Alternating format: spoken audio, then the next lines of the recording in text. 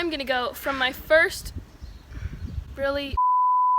I'm gonna go from my first period to my 7th period and try and tell you everything that I learned in each period in the most interesting way possible. Oh my gosh, there's so many bees! Something like that!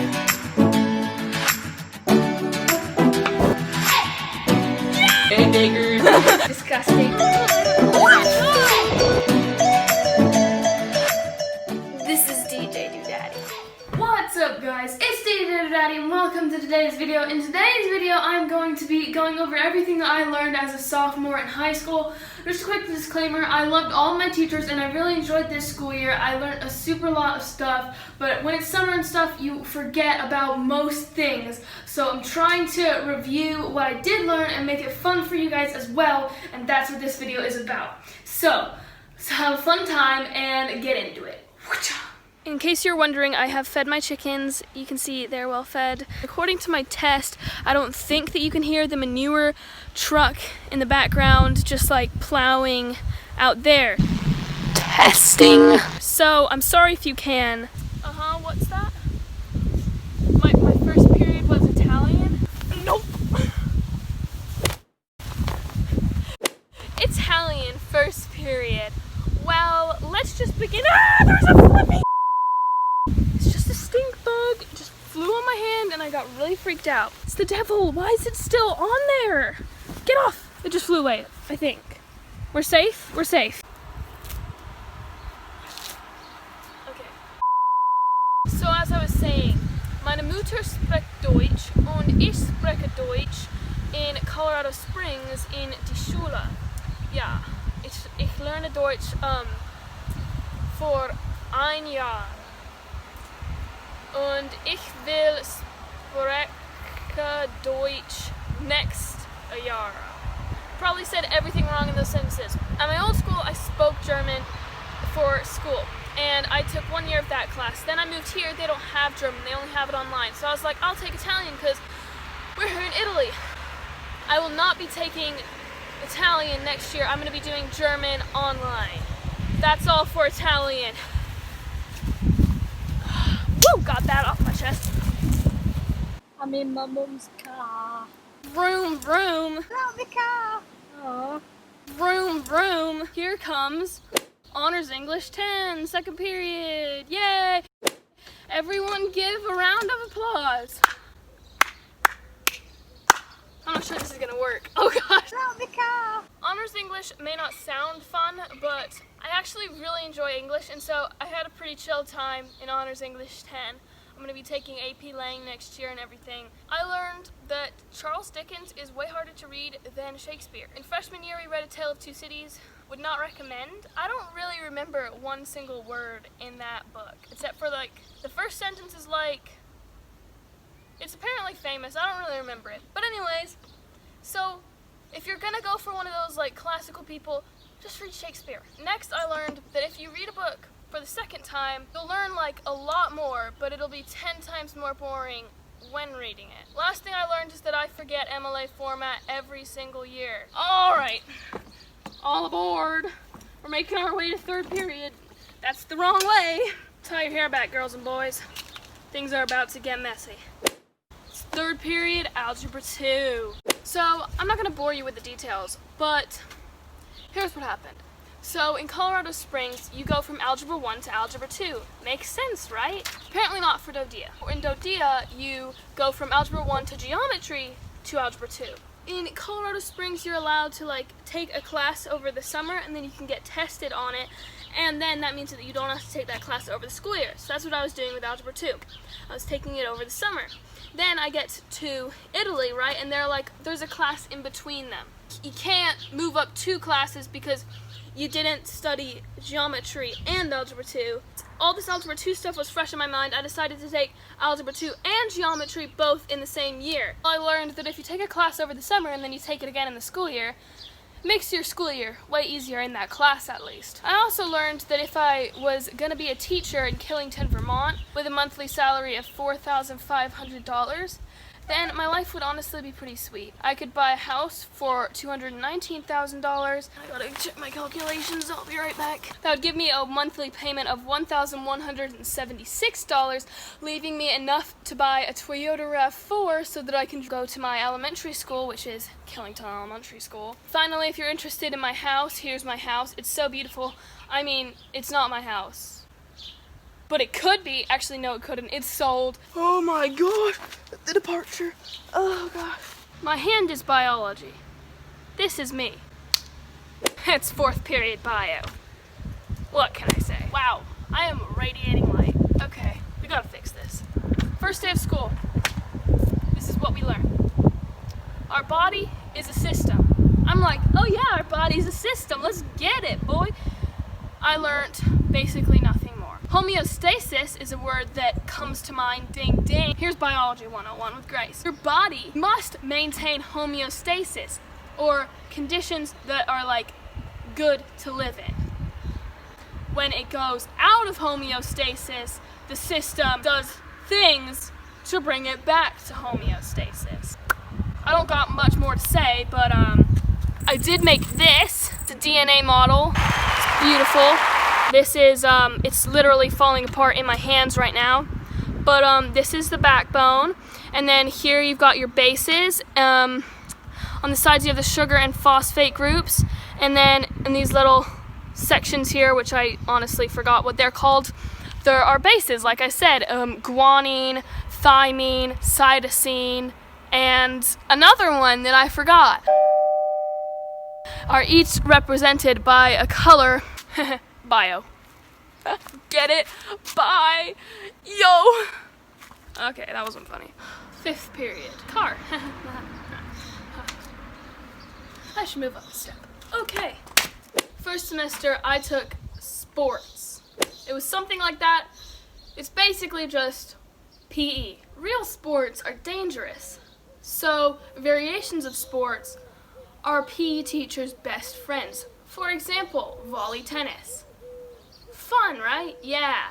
Volleyball, dangerous. Volley tennis, fun. We would sometimes go to the track out of the school, and you know, there'd be mothers with their babies and strollers and things just going around the track and stuff. And I learned not to hit those babies or those moms with strollers.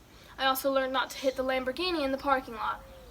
I actually didn't hit any of those things, so I succeeded in life. Finally, I learned that for some reason I am able to get 3rd place in our badminton tournament. Still confuses me to this day. Now, 2nd semester. For 2nd semester, I took a class called PAN. You might be wondering, what's PAN? I really don't know what it stands for, but it's like a nutrition class. I learned this very fast, very quickly. You may not think that PAN matters or that it's an important class that you should really pay attention to. It is. You must take it seriously, otherwise you'll literally fail. We also had to make many meals, like one every 3 weeks or something like that, just for our family, and I learned that making meals is really hard, it's really stressful, it takes forever. And I made a bunch of videos on like every single meal that I made in my PAN class. So if you want to see a video where I upload all of my school videos, I have a lot of videos that I made in PAN. If you want to see that, let me know by clicking the I button over there. Take a poll, let me know what you're thinking. We also used to go to the gym on base because my school's on a base, a military base, and so it's pretty safe around there. So we used to just go to the gym there. So if you come back after the bell has already rung, you can make it to class, you'll just have to run. After 5th period comes lunch, unless it's like a day where you have a long block classes. In my old school, we used to have 7 periods every single day, and it was like pretty great because I like short classes because it's like hard for me to focus for longer periods of time. But in Do.Daddy, some days you have long classes where you only have like 4 periods a day or 3. You do get out early on Thursdays though at 1:30, so that's a bonus. I'm not sure really what my stance is on this because I really do like getting out of school early. Back to lunch though. I learned that sophomores can go off campus. Freshmen can too during their 2nd semester. But there's really no point in going off campus because if you're going to get food off campus, then every other high schooler is out there also trying to get food and the lines are crazy long. Next, I learned that all clubs are also held at lunch, which is kind of nice because you don't have to go after school to the clubs. I did speech and debate, for example. So in speech and debate, the one thing that I learned is that your partner is everything. Heh, heh, heh, heh. Also, at my old school, I used to do a lot more homework during lunch because it was just like a thing that like everyone did their homework at lunch. Here, not so much. The next period, you'll see what homework I would be doing because we got a ton of homework in that class. This class that I'm talking about with a lot of homework is, drumroll please, AP World History, 6th period. So I think that it's only fitting to give a brief history of the world to show you guys what I've learned. I haven't looked back at any textbooks, any notes, or anything. This is just what I legitimately remember. Let's begin where the curriculum starts, in 1200 to 1450. This period of time, China was really growing to be very powerful, and they were using Confucianism to, legitimize their power, to keep control of everybody, because if everyone believes in the same thing, yay! In Unit 2, we have the networks of exchange. Now, if you don't know what I'm talking about the Saharan Desert trade. We got the Silk Road, and we have the Indian Ocean trade. One thing that really helped the Saharan Desert was saddles. And when I'm talking about saddles, I'm talking about camel saddles, not just saddles. Because you have to be super specific, otherwise AP will not give you the points. They used to ride in camels because they were more accustomed to the heat and things, and so that was really helpful to make the trade seem safer for merchants and things. Also, the Mongols at this time were really helping unify and help these networks of exchange flourish, because if everything is controlled by one power, it's going to be a lot easier to trade and gain economically. 1450 to 1750, the Mongols die. They leave nothing behind. They're just gone. Poof. Like that. Gunpowder empires rose up, and what do these empires rely on? Well, they rely on gunpowder. Gunpowder was actually found in where they were looking for an elixir of life. Instead, they found gunpowder. Isn't that weird? Yeah, you all know where that went from there. Also, maritime trade continued to increase. We've got the inventions of the lateen sail, the astrolabe, the magnetic compass. All these things really helped this industry. And man, Portugal was just slaying at this time. They were just boom, bang, I'm gonna colonize you. Hey, what's up? I'm gonna colonize you. And they got control of this spice trade. Many people were looking for a Northwest Passage to be able to get spices from India. They never found a Northwest Passage. Instead, they found the United States. The United States, boom, colonized. What's up, boys? And Indians begin dying. Why? Because of the Columbian Exchange. What's the Columbian Exchange? Well, it's the exchange of animals, goods, and other cultures and disease along from the Old World to the New World and the New World to the Old World. There was also the Atlantic slave trade because, we got these cash crops that we need to have labor for. Because what's the idea of colonies? Well, they're just there to serve the mother country. Along with these maritime empires, we also have this idea of mercantilism, which is the idea that the world's gold and silver is a piece of pie. So if you get a larger piece of pie and you have more gold and silver, then someone else is going to have less gold and silver. And everyone wants all of the pie. Also, the Enlightenment occurred, which is where we were like, hey, ding, ding, ding. We have reason now. From 1750 to 1900, we have the people of the leaders. I'm not really sure, but we've got these leaders. They're like, you know what, mercantilism? Yeah, that's so 1749. What, seriously? Yeah, I know. The new thing is imperialism. What's that? Imperialism is the idea that we must expand.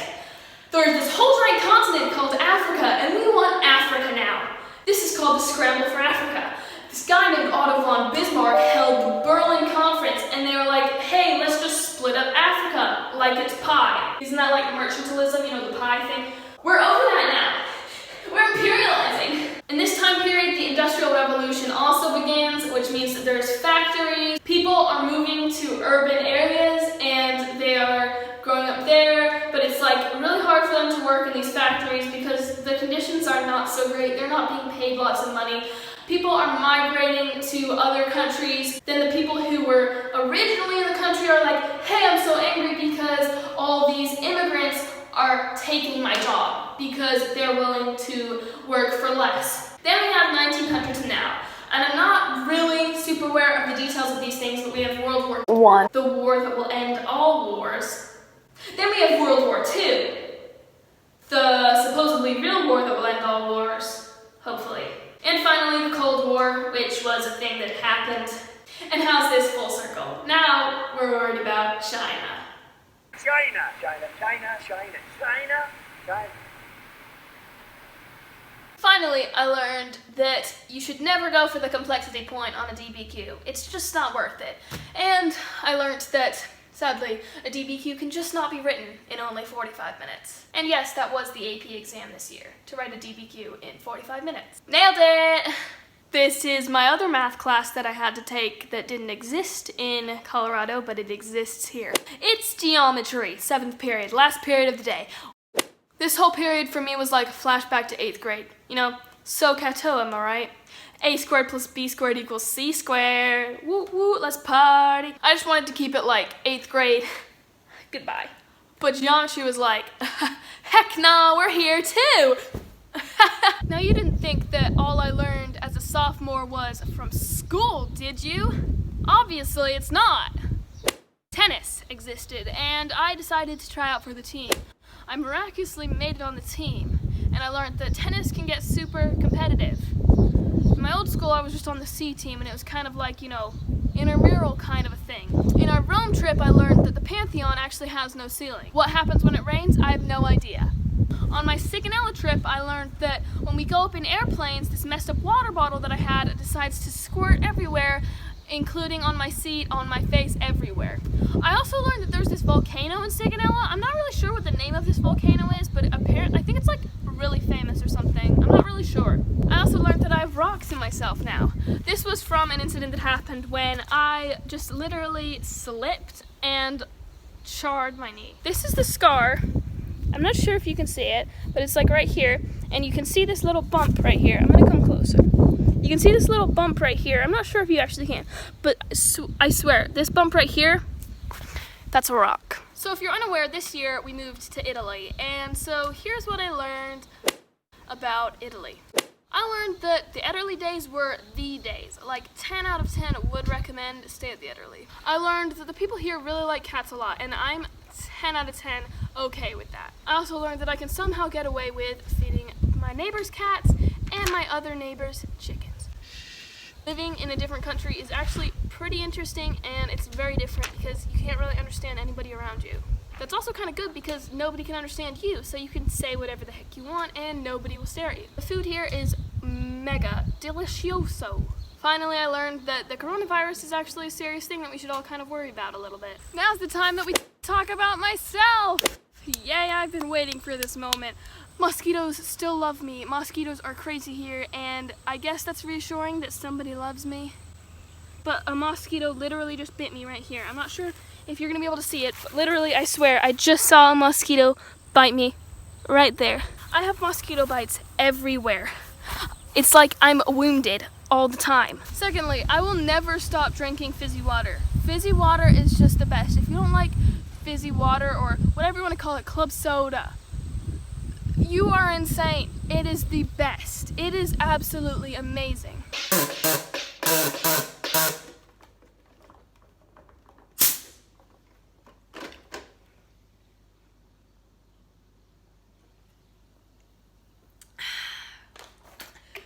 Refreshing. Finally, I learned that when I get older, this is my only goals for when I get older.